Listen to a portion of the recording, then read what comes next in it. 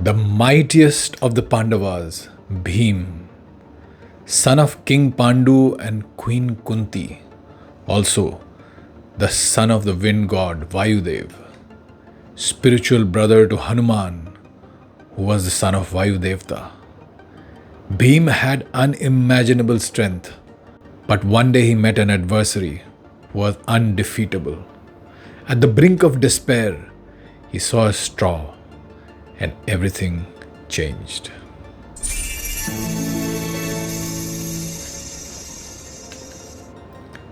Let me start way before the Pandavas and the Kauravas, way before the dice game and the war of Kurukshetra in Mahabharata. There were two brothers, Dhritarashtra and Pandu, born to the great king Vichitravirya. But their births were woven in karma and curse. Dhritarashtra was blind, his sightless eyes a symbol of inner darkness and clinging attachment. Pandu was born pale, his name itself meaning the pale one, a foreshadowing of the quiet suffering that would define his fate. Their mother, Queen Ambika, and her sister were impregnated not by their husband who had died childless, but by the sage Vyasa in an act of niyoga, meant to preserve the royal line of Kuru. Dhritarashtra, as the eldest, should have ruled, but his blindness made him unfit by Dharma. And so the throne passed to Pandu, the younger, who became king. But destiny does not honor titles alone. Pandu, while hunting in the forest, accidentally killed a sage and his wife in the form of deer. The dying curse was chilling. The moment you approach your wife with desire, you will die. Haunted and hollow, Pandu renounced his crown and withdrew to the forest with his two wives, Kunti and Madri, leaving the throne to Dhritarashtra. And that is where the seeds of the Mahabharata were sown. One brother ruled blind in sight and judgment, the other wandered cursed and silent. And from their bloodlines would rise the Kauravas, 100 sons of ambition and jealousy, and the Pandavas, 5 brothers born of gods destined to uphold Dharma. Among them stood Bheem, son of the wind god, and fire, whose fists would one day break the spine of destiny itself. But how could Pandu bear heirs when even love could mean death? That was the time when Kunti revealed her secret, a boon given to her by sage Durvasa in her youth. With that mantra, she could summon any god and bear a child by divine grace.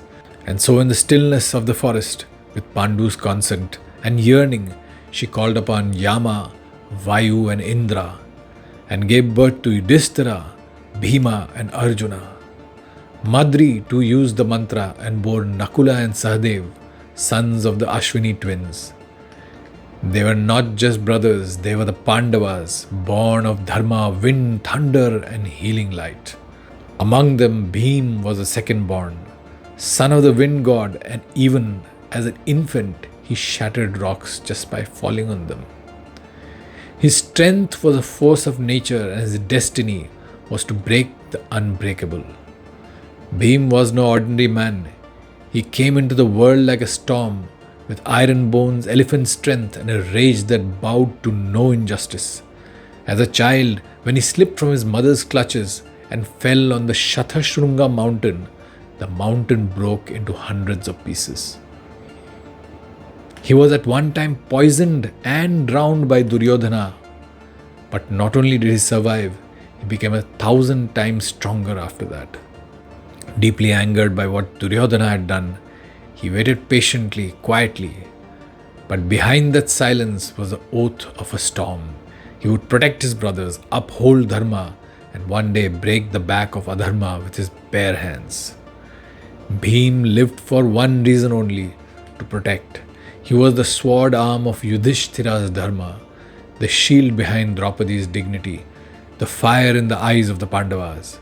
And when the time came to open the gates of Rajasuya, When Yudhishthira wished to be crowned emperor of Aryavarta, it was Bheem who had to face the wall no one could break, the wall named Jarasandha.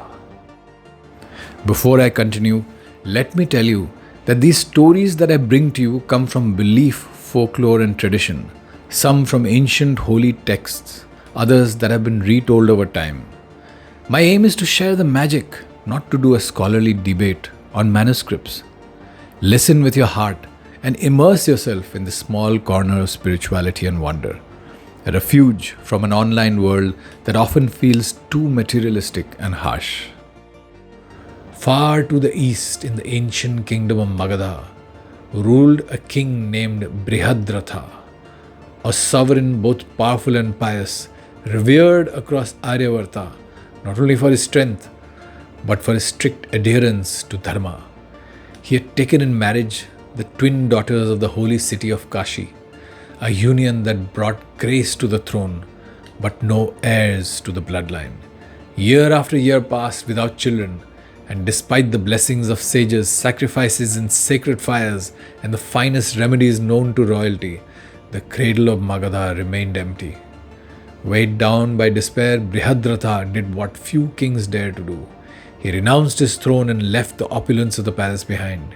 He walked into the forest, exchanging silk for bark and gold for silence. There, in the solitude of the wilderness, he lived like an ascetic, seeking only peace.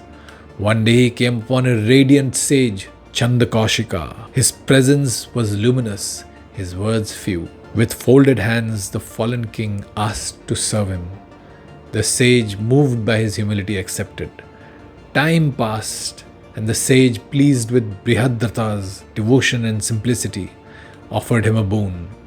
Without hesitation, the king asked for only one thing, a child, a son to carry his lineage forward. The sage smiled, plucked a ripe mango infused with sacred power and said, "Give this to your queen, she will conceive a son." But Brihadratha had two queens and a heart torn equally between them. Rather than choose, he cut the fruit in half and gave one piece to each queen.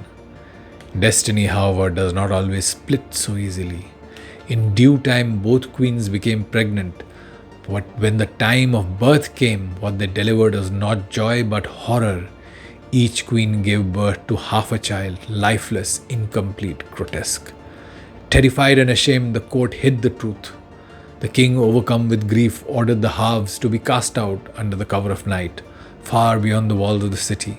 They were to be forgotten, but that night the forest watched. A Rakshasi, a demoness, wandering the darkness in search of food, came upon the two halves. Her name was Jara. Drawn by the scent of flesh, she lifted the broken bodies, and as she brought them close to feast, something unimaginable happened. The two halves fused. A pulse began, a cry pierced the air. Shocked and awed, Jara realized she had not found a meal, but a miracle. With care that is uncharacteristic of her kind, she carried the now living child to the king. Brihadratha listened in stunned silence as Jara spoke, and then he wept. He embraced the child and named him Jarasandha, the one joined by Jara. But fate had made him something more. Jarasandha was unkillable, unnatural, unshakable. Jarasandha grew into a giant of muscle and might, a warrior king and fierce devotee of Lord Shiva. He rose each morning to bathe and perform his puja with unwavering discipline. Yet the echo of his unnatural birth lingered. Alongside the divine blessings, there grew a dark, demonic fire in his heart. He respected sages and Brahmins, gifted generously to those who sought shelter. But when provoked, he was merciless.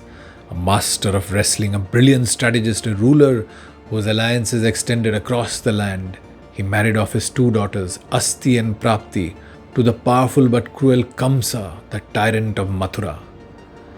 With him, Jarasandha forged bonds of blood and ambition. His network grew stronger with Shishupala of Chedi and Rukmi, the brother of Rukmini, a brotherhood of kings who stood opposed to Dharma and against the divine will that moved unseen through Aryavarta. But when Krishna slew Kamsa, the balance shifted. The widowed daughters returned to Magadha, draped in mourning and anger. Jarasandha burned with vengeance. He raised his armies and marched on Mathura not once but 17 times. Krishna repelled him each time, but not through brute strength alone. Instead, to protect the people of Mathura from endless bloodshed, he relocated his kingdom to a fortified island city, Dwarka, built beyond the reach of Jarasandha's fury. Still, the fire in Jarasandha's heart did not fade. When Krishna later eloped with Rukmini, taking her from her betrothed Shishupala and wedding her by Dharma's will, her brother Rukmi and Jarasandha's anger boiled over. The alliance of enemies, Jarasandha, Shishupala, and Rukmi, hardened into a coalition of hate. And then Jarasandha's ambition turned darker.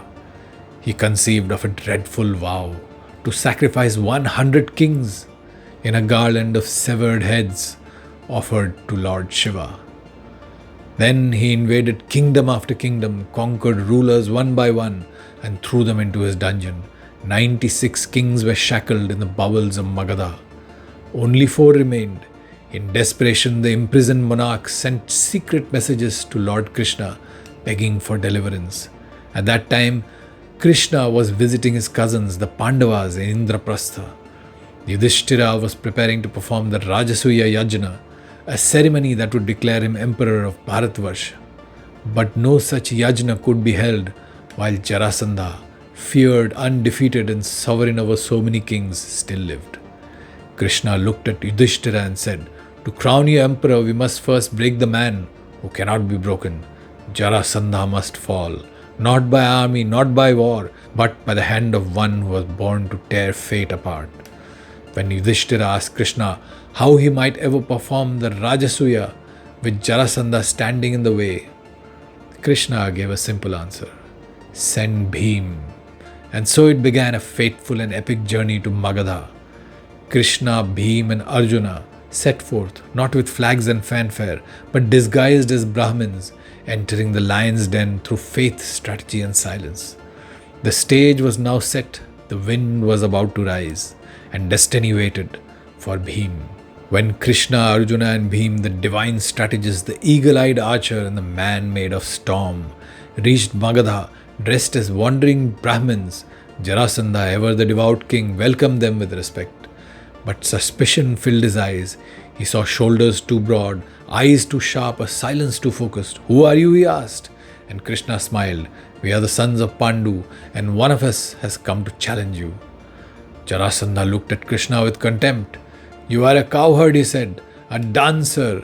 You run from war." He turned to Arjuna. "Too slender, too gentle. But Bheem was a mountain. Bheem was a mirror of his own fury. Bheem was worthy." He accepted the challenge, and the gates of Magadha closed behind them. And the duel began. For 27 days, Bheem and Jarasandha fought. No weapons, just flesh, muscle, bone. They struck like gods in mortal form. Trees snapped, rocks shattered, dust rose and stayed in the air. There were no breaks, no food, no sleep, just war. They fought like ancient titans. No weapons. Blood flowed, bones cracked, walls broke. After battling for so long, Bheem tore Jarasandha apart, literally split him in two with his bare hands. But the pieces rejoined. Again and again, Jarasandha laughed. There was no death, there was only defiance. Bheem, seeing this, grew frustrated and angry. But the enemy would not fall. Bheem for the first time felt doubt. Am I fighting a man or something beyond man? On the 28th day, exhausted, confused, Bheem looked at Lord Krishna. Krishna, silent all along, bent down, picked up a straw, broke it in two and threw the halves in opposite directions. Bheem understood. Jarasandha had been born from two halves joined by unnatural force. He could not die unless those two halves were kept far apart. Bheem caught his foe mid-air, roared like the Vayu within him and tore him in two. This time when Bheem split him in two, he hurled one half to the right and the other half to the left across the arena. Jarasandha's two parts twitched once and then went still. Jarasandha was dead. Born of the wind, fueled by Dharma, Bheem broke the unbreakable. He tore apart fate itself.